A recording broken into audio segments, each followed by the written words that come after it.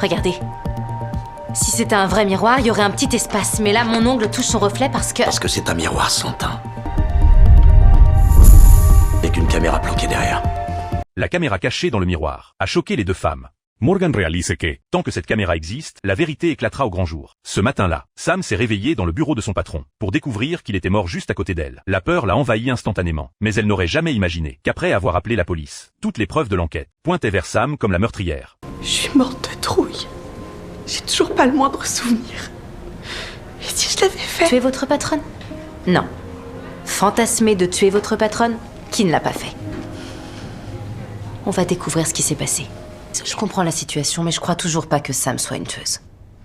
Je comprends rien du tout. Hé! Sam! C'est pas vrai.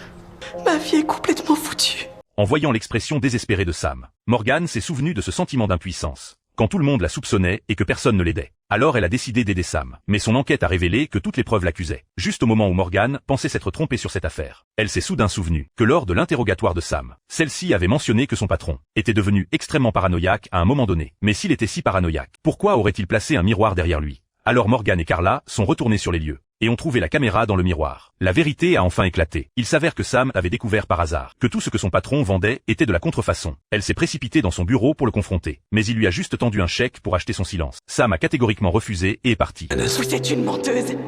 Je démissionne. Ça veut dire quoi exactement?